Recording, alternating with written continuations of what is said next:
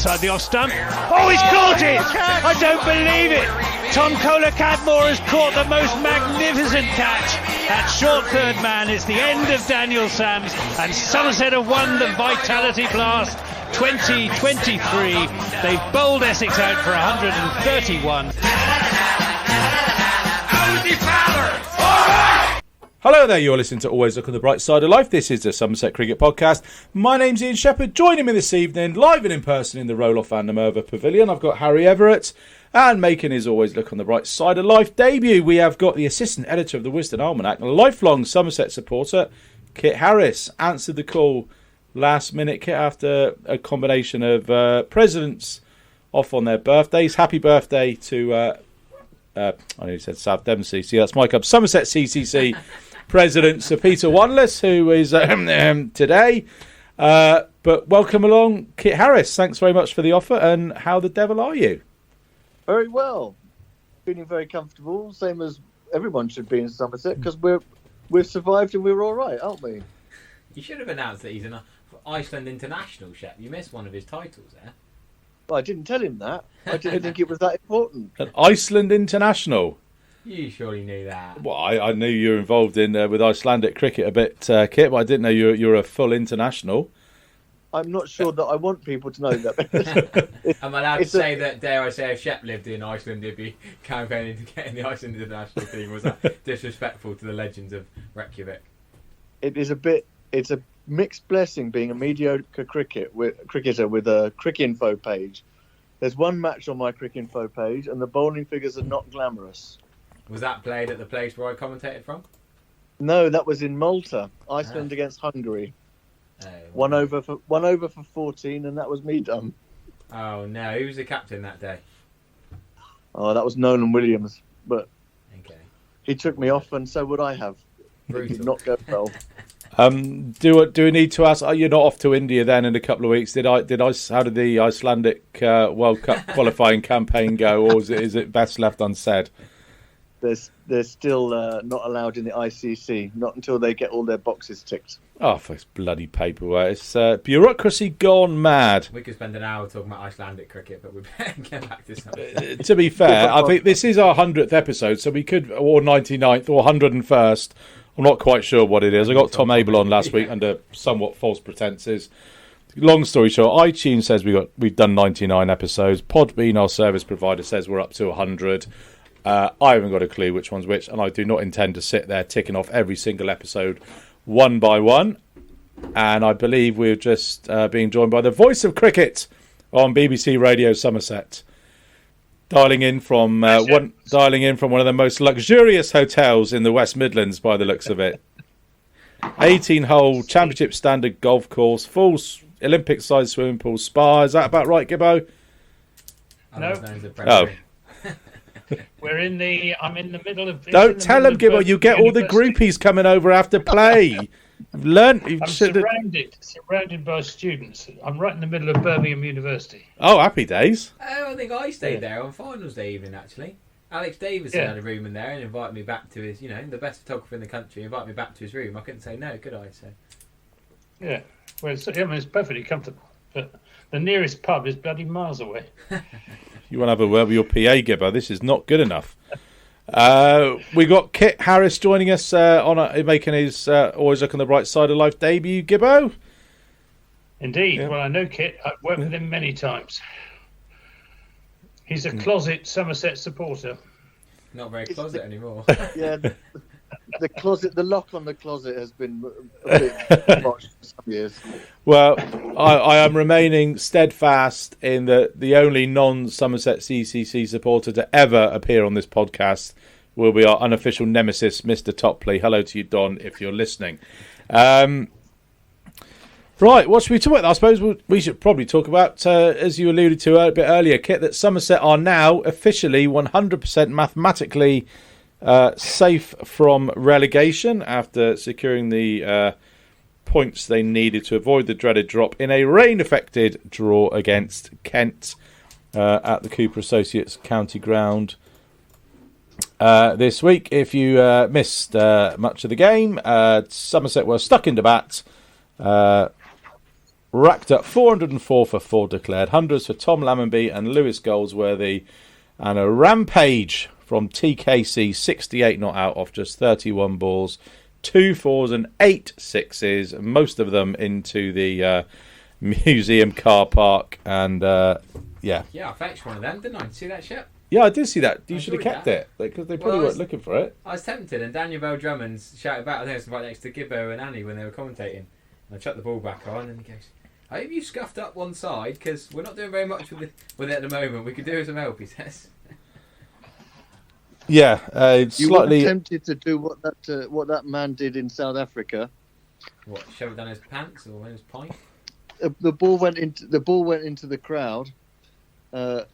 South Africa-Australia game last month, and in the few moments that the spectator had it in his hands, he got out a Sharpie and he autographed it. Oh, I did threw see it back that. on the pitch, yes. And the umpires had to change the ball. Yes, I did see that. That was brilliant thinking. I missed that. Who was on top at the time? Presumably not Australia. South Africa did well in that series, really well actually. But they've lost Norkia for the World Cup, haven't they? And that Magala, so they've lost 2 of their seamers. So Lizard Williams, former Northants man, is probably going to struggle. But yeah, Tom Kohler-Cadmore celebrating his call up to, what are we calling them? The England Lions or the England Lion Cubs or England C or D or County Select 11? Yeah. It is officially England. I'm going tomorrow. I'm going up to Bristol to watch. I'd like to see Ireland do well, to be honest with you. I'd love to see Lorcan Tucker or Paul Sterling get a big 100. With TKC playing, obviously, because it's funny that he's called up to this squad. He's got to get a game if he's called up, because this isn't... Craig Overton didn't. Well, Craig Overton did about 4 or 5 years ago.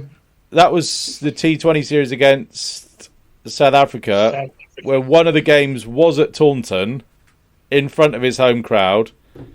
Was promised he was going to be playing, and then didn't play. Yeah, I'm still sore about that. But anyway, we know how they treat us both in the West Country. Yeah. But yeah, that was the depleted Kent bowling attack. I know they were tired and knackered, and it was pretty flat out there. But bloody hell, he smoked it. I want to say, I don't want to degenerate from his or put down his knock, but I think that's the weakest Division 1 bowling attack I've ever seen. Kent injuries. No Quinn. No Gilchrist. Hogan went down after 11.2 overs. And bizarrely, they didn't play either spinner. I know it was Green, but Nijar and Chahal had done really well the week before.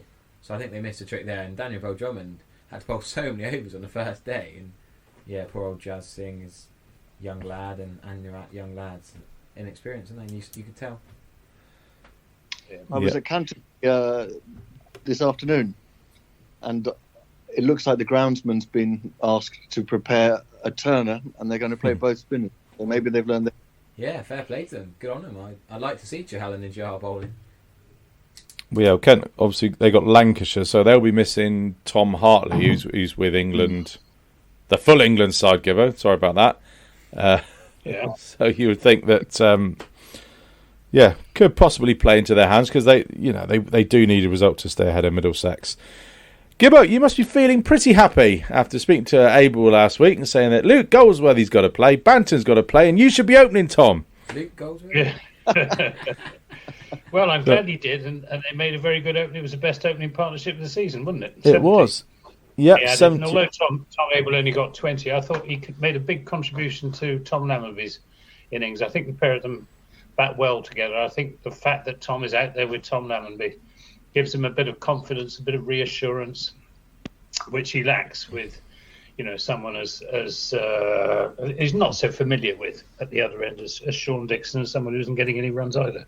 So I hope that Tom Abel opens again against Warwickshire tomorrow, and I think that's where he ought to be batting. If he's ever going to get in the England team, that's where he'll get in. He won't get in the middle order, that's for sure. I think he got a good ball as well, didn't he? Worth mentioning that. He did, yeah, absolutely. He got one of the very few ones that lifted and left him. He couldn't do much about it, and he'd been batting really nicely up to then. They didn't hang about, did they? They scored quickly. I noted down 84 balls their partnership, I think, and then Lammonby and Goldsworthy was only 83 balls. So the score runs quickly without taking risks necessarily. Just kept the scoreboard ticking. Yeah, good positive batting, wouldn't it? And Lewis Goldsworthy, I think I interviewed him on the second evening and asked him about that, and he said he had set out to bat a bit more positively, a bit more proactively than in his innings last season, and I think he looked a better player for it. Yeah, I mean, and Tom Lammonby as well, getting 100 after coming in for a bit of criticism. He always seems to get these runs in September. It'd be nice if he got a few in April, May, June, July, and indeed, well, doesn't really matter if he gets them in August because he's up with the Manchester Originals. He is averaging. Where am I looking here? 31.35, opening the batting all season. Now, he's coming for a bit of stick. Is that fair based on those numbers? Wasn't he like the highest averaging opener of the Nasty Cook after the first few rounds, something like that? I know he was in September, but yeah, he was. But I think in a lot of innings this season, he's got to start. He's got into the 20s or the low 30s, and then he's got himself out. After a lot of letting the ball go past him outside the off stump and all the rest of it. And then when he tries to sort of unfurl a few shots, he nicks off into the slips or wicketkeeper. But he's a talented cricketer, and I think he's got everything that it takes to succeed, and I hope he does succeed. Is it a case of... Sorry, Kit, you go. Well, is Dixon coming back, do we think? Yeah, stick with... He's in the squad. For this game? Not for this game, I don't think. No, yeah, no, he's in the squad. He'll come in for TKC, won't he? Oh, he could do, yeah. That would make most sense. He's definitely there. Yeah. Although not necessarily. You never know. Is it a case with Lammonby, and I know this might sound a bit counterintuitive, that you would like him to be a bit less consistent? In other words, get that 31 average by scoring more hundreds, more contributions, match-winning contributions. Yeah. And, maybe getting out a little bit more, because he is getting himself in, and as you say, Gibbo, he's getting himself out. Just run through those numbers. 627 runs, best of 109, averaging 31.35. Strike rate of 47.6, 100 and 450s this year. And the one duck. He got some very useful runs against Warwickshire. He got useful runs against Warwickshire the first time around. He did. When everybody else was getting out in the second innings, he arguably saved the game for us in that second innings. He did. He's done it, sporadically. But I think he was very down on his confidence when I saw him down at the Aegeus Bowl. I didn't actually interview him, but his body language wasn't very positive. I think he was feeling a bit down. He got out again. He hasn't had much luck with umpiring decisions. It's been a very difficult season for him, and I think hopefully the clouds will lift now, and he'll bat really well against Warwickshire, because we do need to end the season well. Yeah. This year. Last year we ended it really badly, being beaten by an innings down at Canterbury. This year we really do need to end it well, to give us a little bit of a lift going into the winter, and hopefully a good start again next summer. If it helps on Lammers, there's a stat before this game. He had an average 27.3, had 519 runs before this game. So that adds anything to it. Not great, is it? Massively not you got to say not as bad as Sean Dixon, but I suppose they're not utterly terrible, but again, not phenomenally. It's a jolly sight better than Sam Billings and Joe Denley, if you look at what they've been averaging. I thought, and then Joe Denley looked brilliant against us. Typical Taunton. He did. They get their best score of the season at Taunton. He played him back into form. Yeah. No, I enjoy watching Joe Denley bat, to be fair. Credit where credit's due. He got out to a bizarre, innocuous ball, wasn't it? I thought he could have turned up and just kept batting all day, and nothing really happened, and just missed a straight one from Avon. Yeah. Yeah, let's talk about that. Fourfer from the skipper. To be fair, last week I don't we pressured him on his bowling last week, but he still found time to become the fifth man in a five-man seam attack, picking up a 4 for 54, just bowling like Tom Abel does, really pitching it up, giving it a bit of wobble. he was so modest, wasn't it? When we spoke to him after play, Anthony, he was just modest, wasn't he? Saying, "Oh, I'll only bowl when needed. I've got so many good bowlers. Don't need me, especially with Matt Henry. You know how much he loves Matt Henry and how good he was. Just reluctant to bowl." But he bowls a 1-4 ball at least and over, but he can bowl a wicket-taking ball as well. You know, he's good to bring on. If you want to break a partnership, then bring Tom Abel on. He's not one to, you know, maintain a consistent line and length and build pressure on the batsman, all of that sort of thing. But he does make it. You know, he can swing it. He can move it off the seam. He bowls at a lively pace, and because he is a little bit inaccurate, the batsmen never know quite what's coming, which, you know, can be an asset as well as a liability. I do seem to think he bowls quicker every time you see him bowl for Somerset. He seems to be a little bit quicker and follow through more. I love his follow through. He's so excited, get down there, feels superb off his own bowling, generally. Yeah, I've seen the notes that every season. Oh, Abel's put on a bit of pace. Yeah. So we're saying like in 2029 he's going to be sort of hitting like mid 90s like Mark Wood pace, and you never know. I wasn't about much on Friday, but is it fair to say that the sort of the initial bursts of wickets were kind of due to the pitch having sweated a bit, bowling well with the new ball, and then once it, you know, got sort of mid-afternoon, the pitch had dried out, flattened out, and there was no real prospect of a result? I thought Lewis Gregory bowled one of the better opening spells I've seen him bowl this season or in a long time. I thought he was superb, and Jack Brooks was swinging it both ways. I thought they were absolutely superb and could have got more, to be honest with you. I agree with that. Absolutely, Harry. Spot on. Is there no case to be made for Jack Brooks having an extension for a year? The ship has sailed, I'm afraid. I think it's more a personal thing with Brooks. I think he doesn't live in Taunton. He still lives in Oxford, and he's got a young family. So I think it's more of he wants a sort of a move back there to sort of be near his family, because it's quite he's been pretty explicit. He's not retired, is he? He's just not accepted the contract renewal, or we've not offered it to him, or we just kind of come to an agreement that he is moving on. But yeah, I would wouldn't surprise me at all if he turned up back at Northants next season, or Leicester, or somebody, or one of the. Northants would be a nice circle, wouldn't it? First year back in Division 2, just to get him to do a year at Northants. I should have worn my headband again in tribute to him one more time, but I won't next week. Yeah, it's we do wish him well. I think he's been a really positive influence at Somerset, and sad to see him go, but we do wish him all the best. Oh, what else do we need to talk about then? I suppose I did mention the pitch earlier. Speaking of people moving on, Scott Hawkins is moving on. He's off to a Premier League team, I believe, is the... not sure it's been named. No, I asked many people about this last week. There's a lot of conversations without asking him directly. I asked a lot of colleagues, and no one seems to know. I don't know if maybe he's not sure yet. Maybe he's got 2 or 3 offers. Well, it's a 1 in 20 chance, assuming we're talking about a football Premier League team.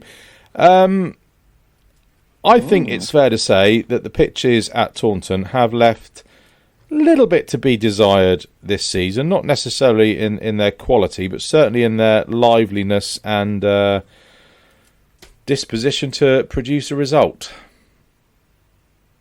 Yeah, but that's true of pitches just about everywhere.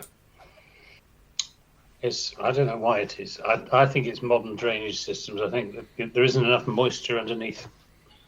And you just get these sort of... I mean, that pitch on last week was typical Taunton one. Looked green at the start, misled Kent into putting Somerset in. Yeah. And it did a little bit on the first morning, but not much. It just got flatter and slower as the game went on, and that's been the pattern. You got a session and a half while it does a bit, and then fill your boots. But it's like Kenton doing their research. Like, surely in this day and age of analysis, you watch a bit of the stream, you watch Somerset. Like, how did Kent not know that Somerset pitches look green and then it turns out to be flat? All you've got to do is get through that 10-over period, as Abel and Lammerby showed. I suppose there's always a temptation. You turn up and it's, this is green, and your analyst is going, don't do it, and you go, I'm going to do it, and then like after 3 hours, you're like, I went and did it. Roger, you wouldn't choose Hogan, Arafat, and Bell Drummond to be bowling out. To be fair, it'd be a little bit different if you had Quinn and Gilchrist steaming in. You need a quick bowler, don't you? Yeah. We were light for pace as well. Yeah, we had an aged bowling attack, you could say, but they did very well, in fairness. Yeah, Gregory, Brooks, Wagner and Davey. I'm not sure what the combined age is, but it's got to be up there of a four-prong pace attack in Division 1 of the County Championship this season. Well, Wagner went for 30 of his first three overs. He did, wasn't Wagner was dreadful in that first spell.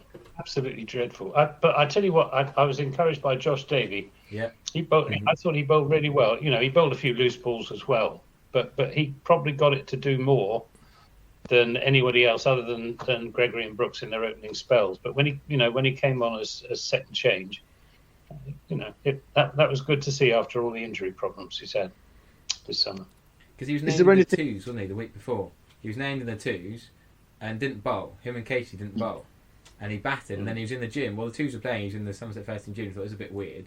And then suddenly he played. I was a little bit surprised to see him back. So, yeah, big positive. Yeah.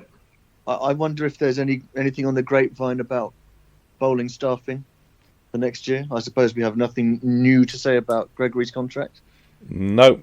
There was a Lewis Gregory post on the club. Congratulations, Lewis. 350 first-class wickets. But nothing about a new contract. No, we had rumours coming in about Jake Ball. We put that at Tom last week, didn't he? He was a bit. I'm not sure if he was feigning surprise or what. It's a bit difficult to really gauge someone's reactions on a tiny little window of a screen. But these rumours are very rarely without any sort of substance. There's no smoke without fire, as they say. So we shall keep. He is out of contract. Yeah. We shall keep our eye on the ball, if you'll excuse the pun. Dare I say, he did bowl pretty poorly against us, though. When he came to Taunton, I was very disappointed with Jake Ball. It sounded on commentary like I was slagging him off, but if he bowls terribly, I'm going to say he's bowling terribly. Yeah. It wasn't the best audition. Well, or was it, Harry? Eh? Well, or was it? TKC won 100 at Taunton. Doing a reverse TKC. Yeah. I wonder whether Toby Rowland-Jones is waiting to see if Middlesex are relegated before signing again. I'd take him. I'd be more excited about him. Yeah. He's getting on a bit. I mean, we are talking 35. Find someone who's in their 20s rather than in their mid. They all go to Notts, Gibbo. It's difficult. It's these opening bowlers in the prime of their career that aren't on a central contract, that are quality championship performers. They aren't growing on trees, and the frustrating thing is that trio of Leonard, Aldridge, and Baker haven't really come on since we were talking about them in dispatches 2-3 years ago now, as this they're being the big trio that was going to develop on this lovely smooth trajectory to one day being our championship pace attack in 4 or 5 years time. Get Ogborn in that trio, make it a quad. Yeah, Ogborn as well is certainly in there, and obviously then you're going back to sort of the likes of what's he called, JT Langridge and various others. I mean, Leonard is in the squad for tomorrow. Is old Ned Leonard. If he does play tomorrow, this is why I wasn't trying to let you see my notes, Harry. When was the last time he played in the Championship for Somerset? Old Ned Leonard. Hampshire COVID. When everyone went down with COVID. Oh, it is, Harry. Well, you're not having that because I've written it. Hampshire Game 1, 2022. It was. I swear on my life I did not see that in your notes. It was it's a day where me and you would have got game if we turned up at the Aegeus bowling our white. So that's... Gregory went down the night before, didn't he? Yeah. That's kind of saying something that, we're talking about these guys being the next cabs off the rank, and one of them hasn't played a championship game for the best part of 2 seasons. I thought he would have played last week, to be honest with you. I don't think Davey was going to be fit. No, he wasn't in the squad. He bowled a bit on the outfield, so again, I'm not sure if he was quite there or not. But he bowled well for the twos at times this year. I suppose that it was, that was a must not lose game, and I can understand the logic in going with your full strength side. But I can't see any reason to not play him tomorrow. At Edgbaston, Ned Leonard in the One Day Cup, 8 wickets at 47 apiece. Yeah, Bobby Probably Bracey. compelling. Pretty sure No, Bobby Bracey quite considerable impact on that, to be fair.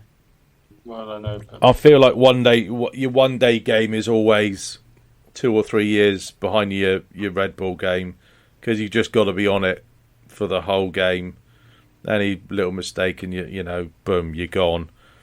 Whereas red ball cricket, you can put the fields wherever you like. Batters aren't necessarily always coming at you, and you've got a little bit more margin for error. I guess you bowled on the power play as well, so 2 men out was some flat decks.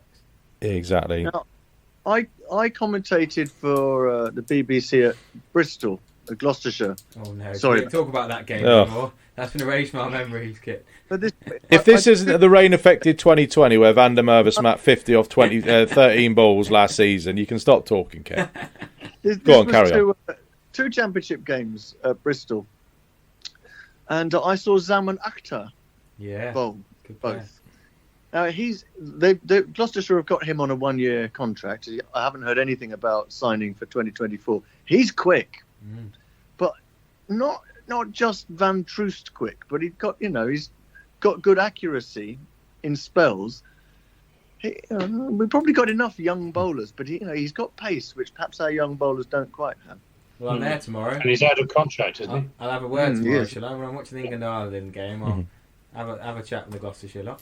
Get Ed Middleton to have a word and get him down to Somersetshire. I'm not sure it works like that, Harry. I'm not sure like being a sort of a quasi-Somerset poaching scout walking up going, Hi Gloucester, can we just have a word with all your players? Yeah. Might be worth a try. Well, you never know. Yeah, it might work. Certainly one of the perennial questions that we keep getting is, how worried are you about the bowling attack for next year? Well, very, because Brooks will be gone. Not necessarily that Brooks was always in the first 11, but bloody hell, he was a useful squad player to have. And as we saw at Hampshire last week, he's still got it in him to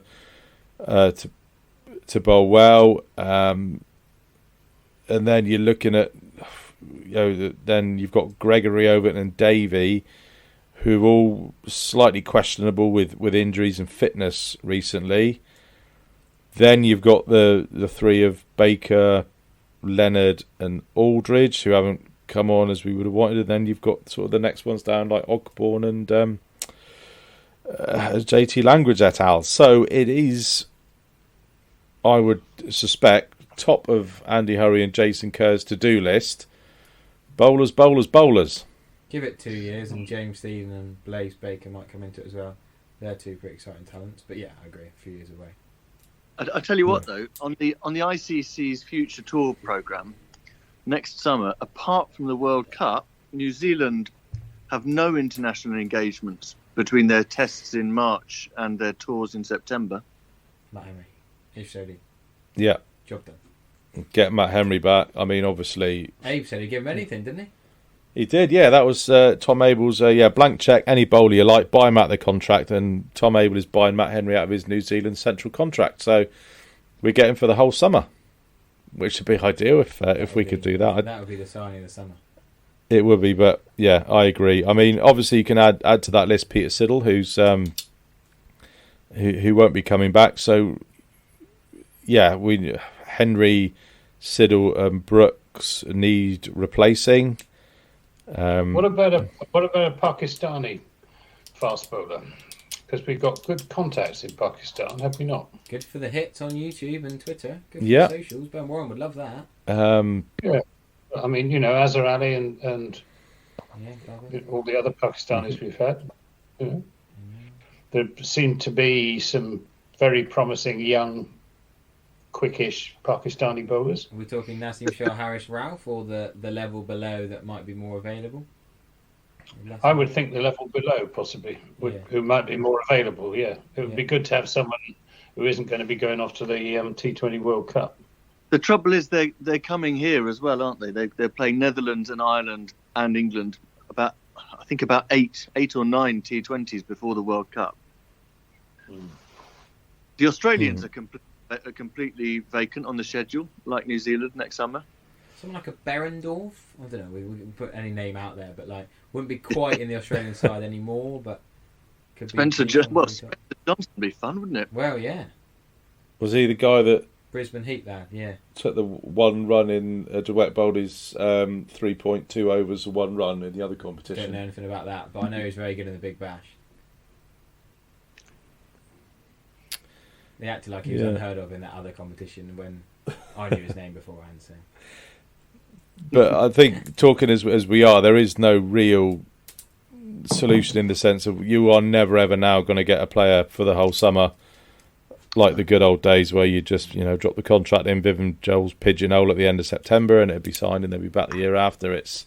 I've got a stat for that actually, Shep. Oh, go on then. I think it's 85 overseas players have been used this year. I think that's with one round to go. Well, a couple of rounds ago, I read in the County Championship. It was about right.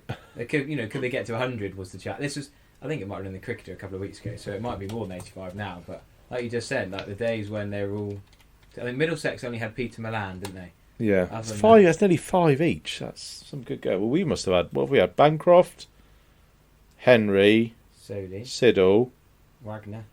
What about the Championship? Sodhi. That's 5. You had more than 5. One Day Cup, Curtis Camphor. Oh, Curtis Camphor, yeah. That's it. So we had 6 at Taunton. It feels like there's more than that. Sorry, I feel like we're missing one. I think that's it. 3 Kiwis, an Aussie, an Irish. Do we feel like short-term overseas signings aren't the best? You don't really get the value of them. I'm kind of going from the immediate learned experience of Cameron Bancroft and potentially Neil Wagner, but also looking at years gone by of what was he called? Murali Vijay, the spinner we had last year. What was he called? Sajid Khan. Imam ul Haq. Yeah, did all right. Abdurrahman, how far back we go? Well, as long as you want. Our full list was Bancroft, Camphor, Henry, Siddle, Sodium, and Wagner. So that's 6. Yeah. And 34 players Somerset have used this year, which is quite frightening when you think about it. I think Hampshire have used about 16. Yeah, I was thinking that. What, across all formats? No, in the Championship. I was thinking on the way here, I think Hampshire are a better side than Essex. They got better the batting, the bowling, and Liam Dawson's got to be the best all-round in the country other than Ben Stokes. He's the 3rd in their run-scoring charts, 3rd in their wicket-taking charts. He hasn't even played every game, and you wouldn't think a spinner suits in April and some of the decks they played on. I think he's been very hard done by Liam Dawson. Well, the elephant in the room is that if you take one particular player out of the Essex 11, and they're a very, very different side. Yeah. Who could you be talking about, Kit? I wonder. He hasn't had such a great season, has he? Well, you say that, and he's still got 50 wickets. Is the scary thing, isn't it? He doesn't seem as good as his 70-wicket season, or whatever. But he's not quite the force that he was. I think Jamie Porter and Sam Cooke are the secret of Essex success. On the sort of pitches we get, they've been really, really effective up top. I think you just find that Harmer just is scoring runs, and he's probably got. Yeah. He's a good bowler, but he's not quite the force that he was. I don't think. Maybe because the pitches don't offer him as much. But I think people have got after him a lot more readily this year. Tom Prest against him. Did you watch any of that? When Somerset is raining, I was watching Tom Prest taking down Simon Harmer. That was great to watch. He batted beautifully, actually. So where do we think they'll go for the game at Edgbaston tomorrow? What I think they'll do, which is not necessarily what I would do, is they go Dixon, Lammonby, Abel, Umeed, Goldsworthy, Rue, Banton, Gregory, Brooks, or Leonard. I'm not sure which way they'll go there. Wagner and Davey. What I would do is go Lammonby, Abel, Goldsworthy, Umeed, Banton, Rue, Gregory, Leonard, Brooks, Wagner and Davey. So you wouldn't have Dixon in the side? Nope. I'm not sure. I don't know whether he's going to or not, but it's because paternity leave and all of that. I'm with Ian. I think Banton at 7 is a needlessly long line. It's a waste, isn't it? Waste, yeah. I mean, 4 for me is the position for Banton, and just say go for it, son. But then, as I have said previously on social media, I would be saying that to Banton for an entire season. Yeah. Would you bat him ahead of TKC, would you? You'd have Banton at 4, TKC at 5 when they're both playing? I mean, what? That would be exciting. Yeah. To me, that's a no-brainer. I really do scratch my head about it. 4-5, I mean, Banton at 5 would be okay. But Oh, it's a mystery. But yeah, look, I would be the same as Ian. I would play the extra bowler. I'm trying to fit 8 into 6, I guess. Leave out back. It's been the story all season, really. And it's been exacerbated by, we think we not necessarily solved the problem, but eased it slightly by Bartlett going off to Northants, and then all of a sudden Andy Umeed has scored all these runs in the One Day Cup, and then he's done well and he's got his chance batting at 4 in the Championship, couple of 40s. I can't believe he's number 4. I always thought he was an opener. I find that bizarre. I thought last September, I thought we learned 2 things about our batting order. And one was that Goldsworthy was, absolutely nailed on in the top 6. Me too. And the other was that Banton had proved himself with that concussion substitute century he got, and then he got injured. But so Banton and Goldsworthy, and Bartlett was. I thought Banton, Goldsworthy, Bartlett was what we learned by the end of last season. And then when we came round to April, it's like someone pressed a reset button, and none of them were in the top 6. I thought we were going to have one of those 3, and I thought it would have been Goldsworthy of those 3 in the top 6. Not sure if they panicked a bit with Abel being potentially unavailable for 2 or 3 games, which is why they signed Bancroft. And then having to keep Bancroft in the side, obviously because he was your overseas, then just kind of exacerbated that problem of getting these guys in. We might have been better off without Bancroft, and as much as I love Neil Wagner, we didn't need him at all. He's just stopping Ned Leonard from having a couple of free September chances. He's not the bowler he was, that's for sure. No. Chalk that down to another disappointing September overseas. What else is going on? The outfield is going to be renovated from tomorrow. There's I'm not sure the outfield, or is it the square? But there is some renovation going on. That's been the same for the last how many years?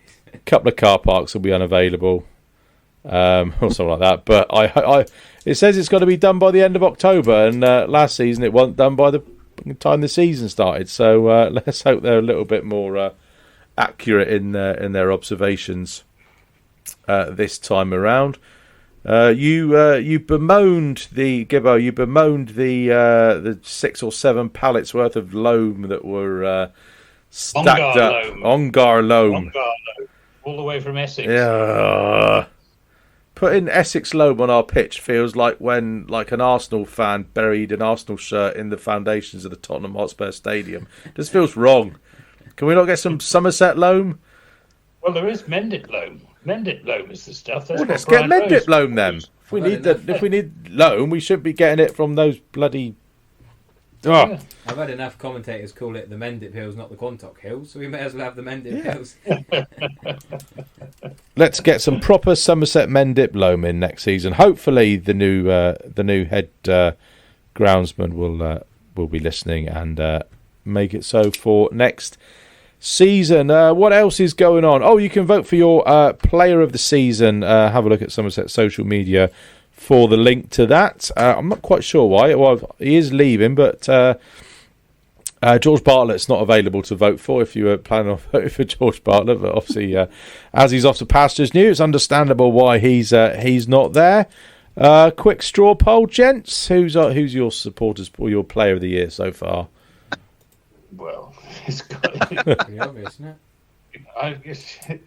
I don't know. It's only one contender, James Rue, of course. Yeah. Not Matt Henry? I think that's a waste of a poll. Well, Matt Henry, but James Rue has been the breakthrough player of and not just in Somerset, but arguably in the whole country this season. Yep. Yeah. There must be various awards that he's in contention for nationwide. It'd be interesting to all see of them, how much probably. West Country bias comes in there, the Regency bias. Will he get PTA awards? Will he get recognised nationally? Oh, he's got to get Young Player of the Year, surely. Well, we've said that how many times. Well, we said Hilda Trigo should play for England, surely, don't we? Yeah. Didn't happen. Another thing was quite interesting about that poll is, I guess for completion, they've got to put every player that's represented Somerset on that list. But I can't see anybody, to be fair, voting for Danny Lamb, and I don't think anybody would have moaned if he was not on that list. Oh yeah, it's a bit odd that Lamb's on there and Bartlett's not. Yeah. I mean, I think there should be some sort of tracking on these things. You do all sorts of weird and wonderful things. If anybody does genuinely vote for Danny Lamb, they should just be, they should ping a little flag up or something, and that person should just be totally excommunicated from the Cooper Associates County. Doing now, weren't they? Is it 4 counties he's had this year? Oh, I don't know. Lancashire, Gloucestershire, Somerset. Oh, and then he's going to Sussex. I think that'll be his 4th county in 11 months or so. Oh, Christ. Well, it's just the way at the moment, isn't it? It's just so easy for players to move around without any kind of apparent logic. I know it's to get them cricket, but it just seems totally daft to me.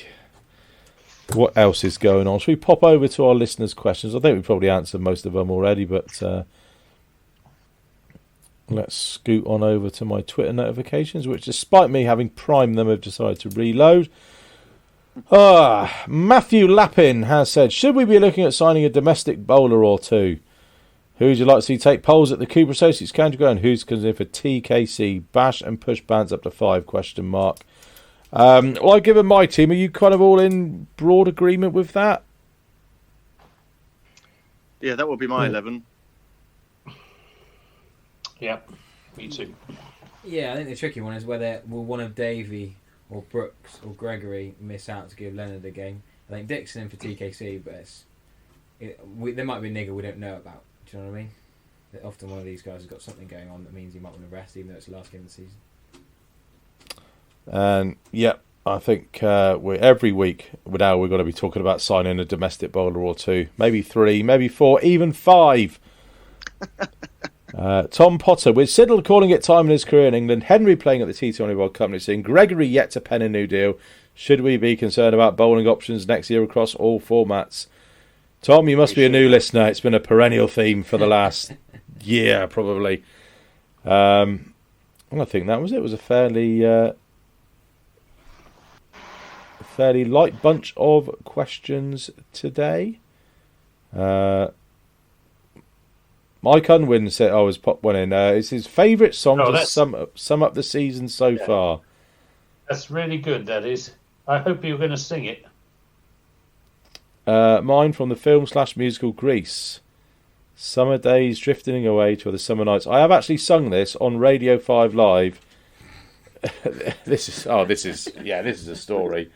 There was some bloody competition. They had like a kids Saturday mornings. Oh, this must be early 90s now. They had a kids, it was kind of like going live or live and kicking, but on the radio.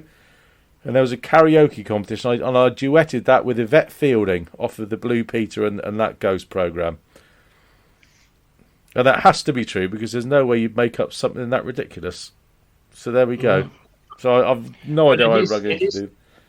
It is very appropriate for Somerset season.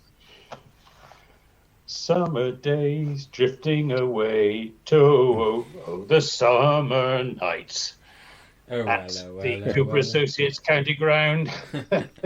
So obviously the inference there is that the days are Championship cricket. At the seams, but those summer Go on then. nights.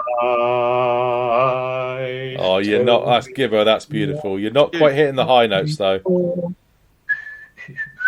But it's very good because we had fantastic nights at the county ground in the T20. We did. And the days in the county championship haven't been quite so good. There's your title for the podcast. Anthony Gibson sings live on it. Are you going in for Britain's Got Talent next year, Gibbo, or as an employee of the BBC, are you prevented from crossing over to the competition? I think contractual issues will prevent me. Yeah. There's always with BBC owns Strictly Come Dancing, of course. There's always that. I don't think that's very good for podcast. No. I had a rumour that Trigo was trying to get himself on Strictly Come Dancing a couple of years ago, but Stuart Broad will be on it already, wouldn't he? Oh, probably. Yeah. What other question? I think that was it. I don't think we're on top your suggestion for lyrics to sum up Somerset's 2023 season. What song would we like to sum up 2024, apart from We Are the Champions? Just drop that one in there, and we'll try and fill silence while everyone has a think. The See, we winner don't takes plan it all. any of this kit at all. Winner You're takes it finding all. this out now. Just I'll have a random thought and then just fire it out there, and then talk. I'm very keen for us to finish 6th because of this strange record we have. The 262626. Last year first year since 2012 we fell off that particular horse. So the idea we're going to come 6th again is very satisfying.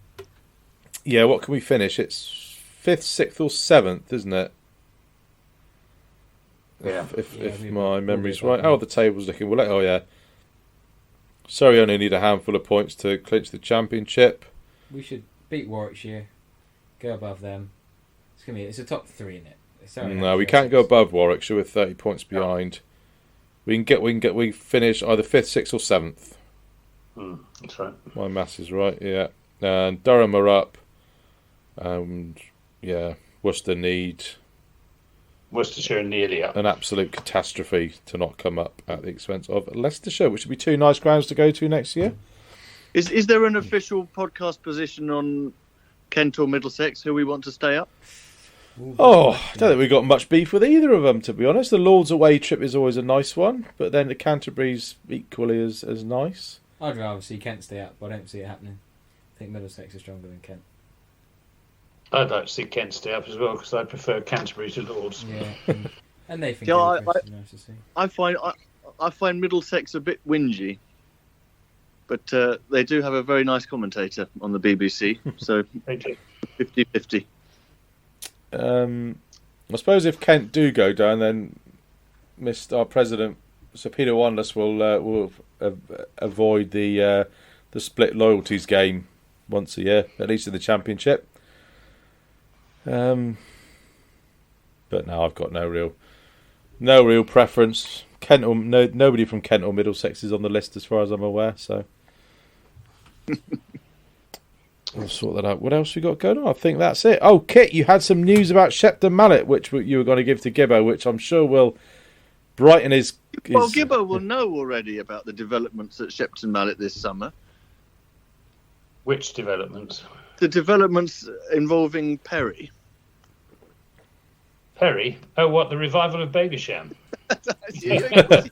Of course he knew. Yeah, well, it's good to see it back. I mean, not been one of my favourite beverages over the years, but it was iconic, I think is the word, isn't it, for Shepton Mallet?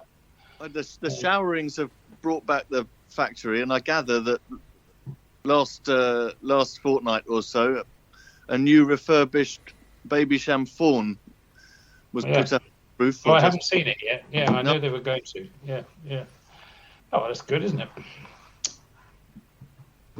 Very good. I didn't know they still made Babycham. I've seen it in a pub for about 20 years. Oh, they're actually. Oh, so it wasn't being made elsewhere. It's actually coming back. It's being brought back. Yeah. Oh. So there. Wow.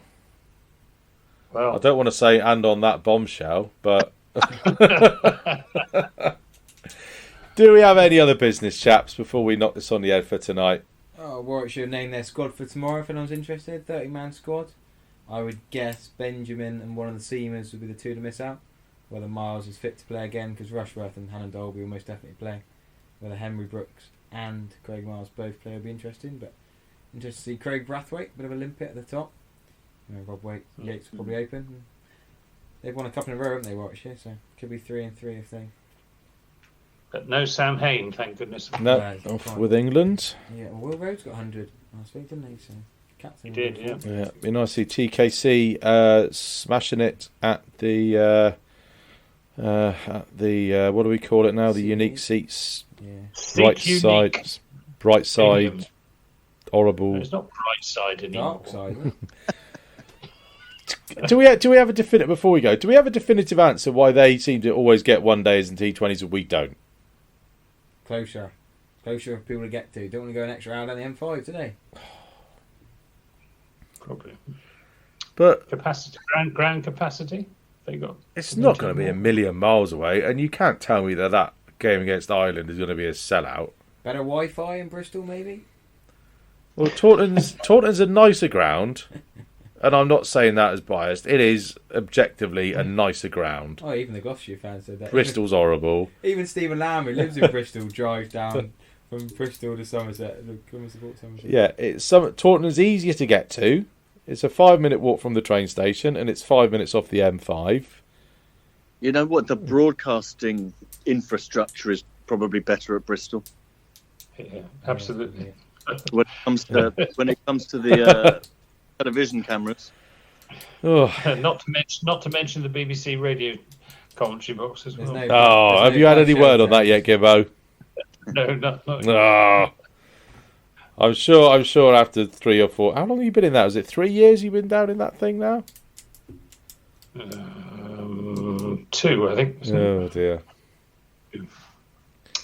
But yeah, I mean, so aside from the broadcasters' logistics, Taunton is objectively better. And let's be fair, they do broadcast cricket from Taunton before. It's not beyond the wit of man to get the cameras in the right place.